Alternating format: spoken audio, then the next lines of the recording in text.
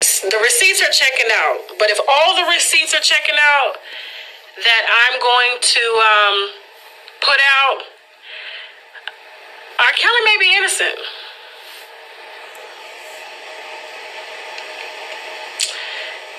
Yeah. So much so, I took down the video that I did on the so-called enablers because I got that information from Angelo, Tim Savage, Cash Jones. Who else? Who else gave me that information? It was so many people. Lisa Van Allen. Yeah.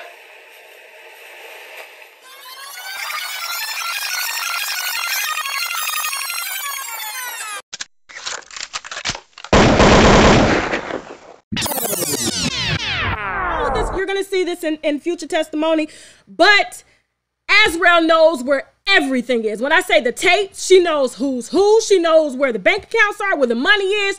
She knows who's using who. Not seen what we've been trying to show you, that you've been brainwashed. But once she watched that documentary and she read the emails that I sent over to her, that he was sending to Joycelyn, telling Joycelyn the same things that he told her, hiding other tapes for Azrael, just like London on the Track's mom was doing. Cheryl, I forgot her last name, Cheryl Mack or whatever. And so I'm trying to tell you without telling you too much, because like I said, this is a federal case, and I've even helped out the feds with all the information that I've been given. So I was working with the Department, was it the Department of State? Homeland Security, one of them damn please. Homeland Security, my lawyers were to hand them over everything that we had received. Now, I gave him R. Kelly's jail records. Ask him how he got R. Kelly's jail records. Ask him how I got the emails between Azrael and R. Kelly. So you mean to tell me I don't know what the fuck I'm talking about? The article state that the other person was in trouble. It did not. It did not. And there's a reason for that. There's a reason for that. You think we don't know? And I'm not saying that they can't pull no shit, but what I'm saying is I'm talking about the article at hand. There was a reason why the article didn't say what it said, and for people to make all these assumptions and oh boy, to be a lawyer, you should know. If the feds got something, they ain't gonna announce it. They already got it. And if they gonna do something with it, they gonna do something with it. They ain't gonna be no reporter letting people know ahead of time what's going on. When you hear Fed investigation, everybody know that. Guess what? You hear after they made arrests, okay? You hear after that.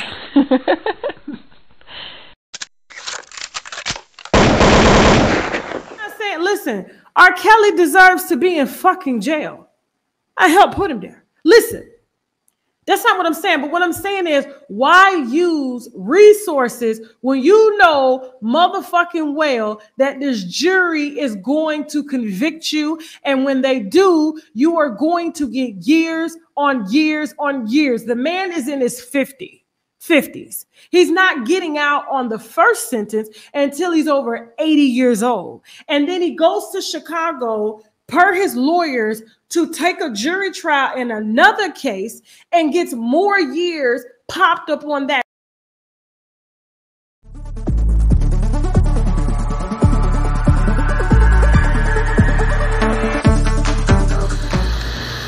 Can I with you?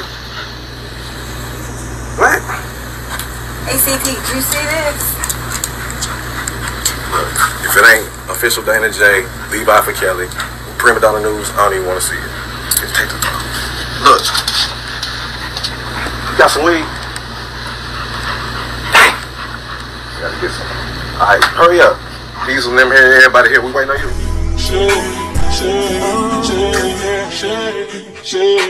I wanna make you shake.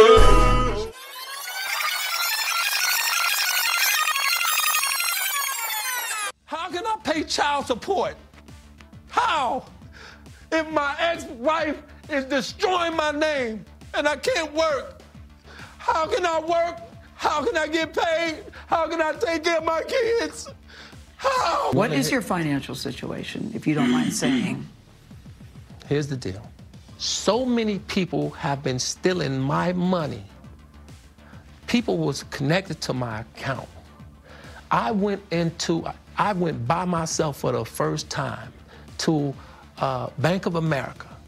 Didn't know what I was doing. Didn't know what the hell was going on. When did you do that? First time by yourself? About 3 weeks ago to a month.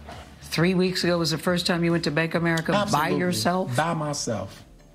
Because I was so tired of not knowing where my money was, where my publishing is. Isn't that on you then? Huh? Isn't that on you? A lot of it's on me. That you didn't know where your money is? A lot of it's on me. And people say he doesn't have money because he had to pay so much in settlements. What do you say about that? Lie. Nobody said nothing good. They was describing Lucifer. I'm not Lucifer. I'm a man.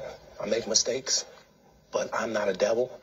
And by no means am I a monster. Now, it doesn't take a genius to see how someone like Tasha K built their platform using the likes of Robert Kelly and Cardi B. So I find it very peculiar that people are so gassed up following how she's basically making a mockery of court orders. Now, the fact that she's flamboyantly moving money around, giving money away, even though she's fighting a judgment to pay up on what she owes Cardi B, I find it interesting how people don't want to have that same conversation for Robert Kelly. But wait, in order to acknowledge that fact, you have to also recognize how all of these janky-ass sources that were giving Tasha K her information, which she was feeding to the public, had specific motives in mind. And the fact that this man's legal defense team obviously dropped the ball, it should give insight now what I said 3.5 years ago as far as these people's motives in participating with railroading this man.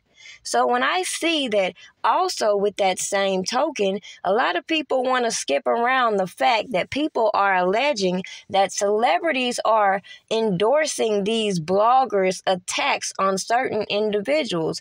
Meanwhile, some of these celebrities are on these platforms lashing out.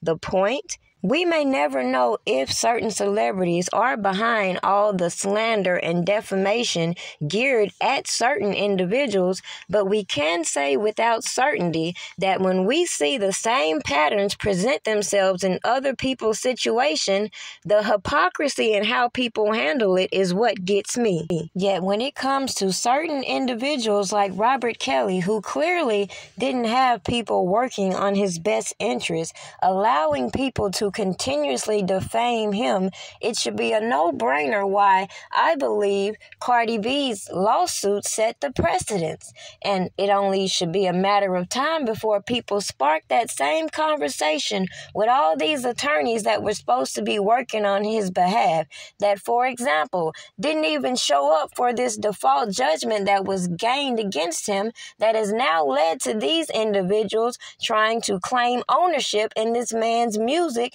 Grammys, and anything they can get their hands on. And then you got all these janky-ass people who are clearly in cahoots with other individuals who clearly came out here revealing themselves and their intent, who came out here name-dropping the money man, who came out here talking about who had this man's alleged intellectual property, who came out here spreading so much misinformation in between the supporters that had them going back and forth and couldn't focus on the facts. So with all that being said, it should be clear as day why a lot of people should spark that conversation. If you're so entertained how she's ducking and dodging this judgment against Cardi B, imagine all that someone like Robert Kelly would be entitled to, considering all the things that Tasha K participated in that has led to his demise, that has led to him losing so much money. And those right there are grounds for defamation, not people's hurt feelings. And you can take that to the bank to all these people who sat back quiet and watched all of this stuff play out and get offended by someone like me showing you why these people are slow. Make this shit make sense.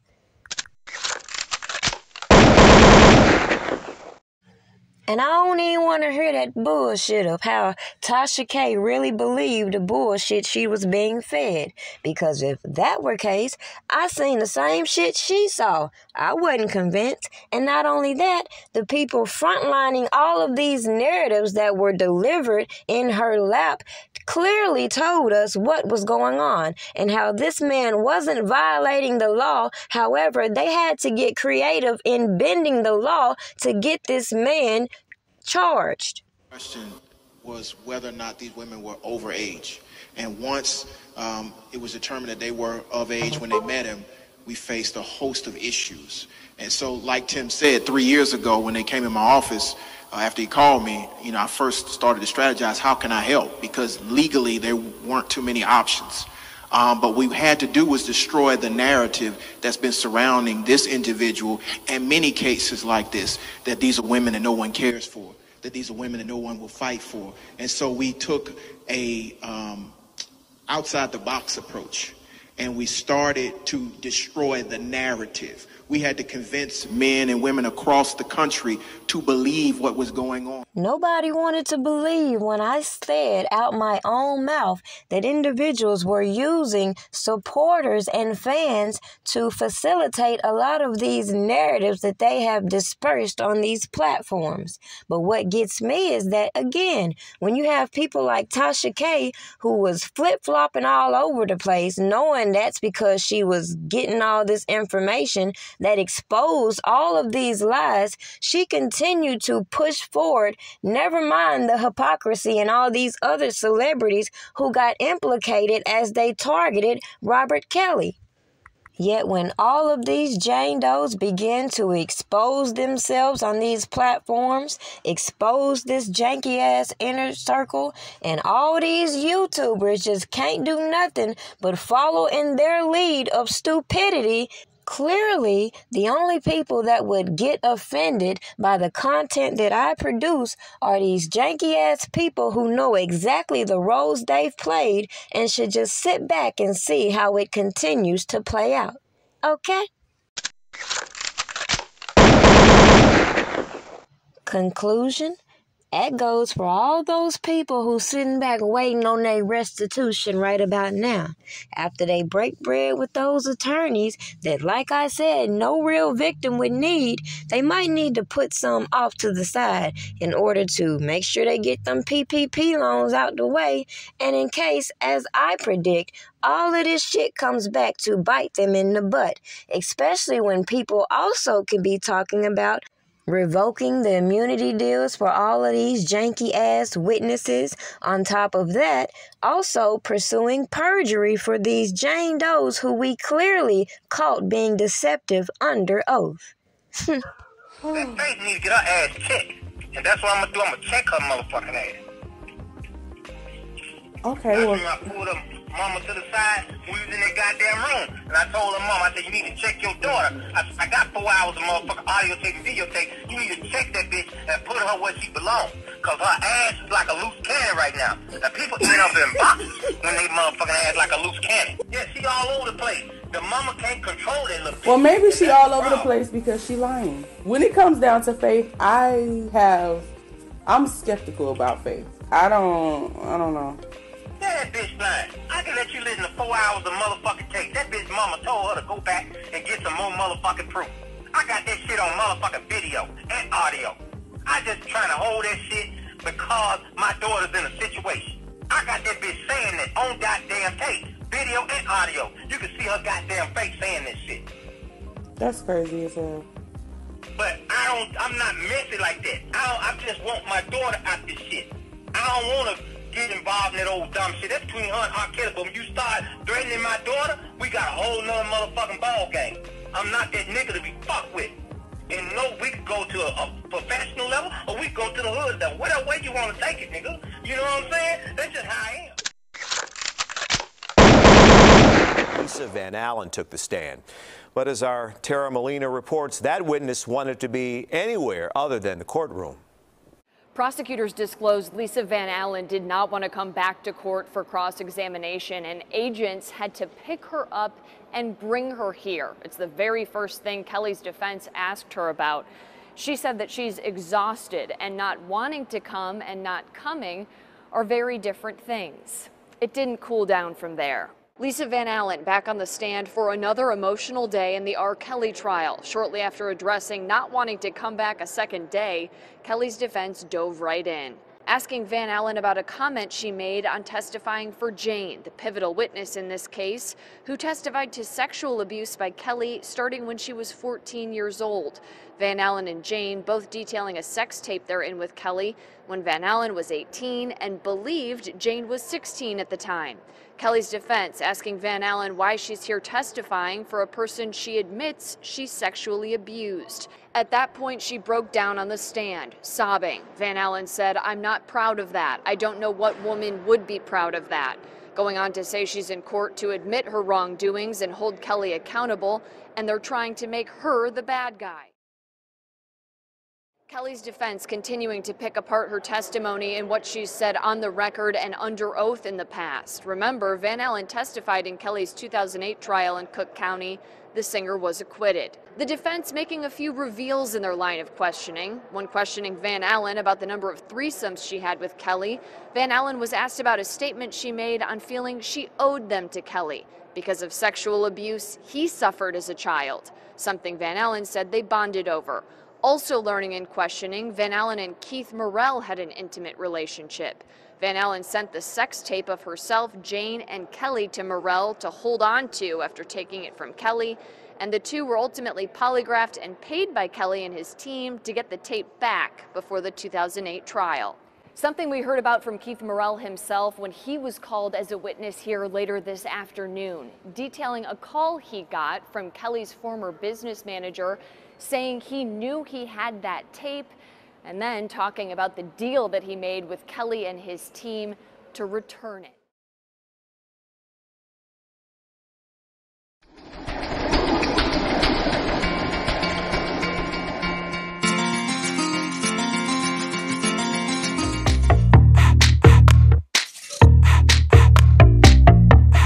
Something good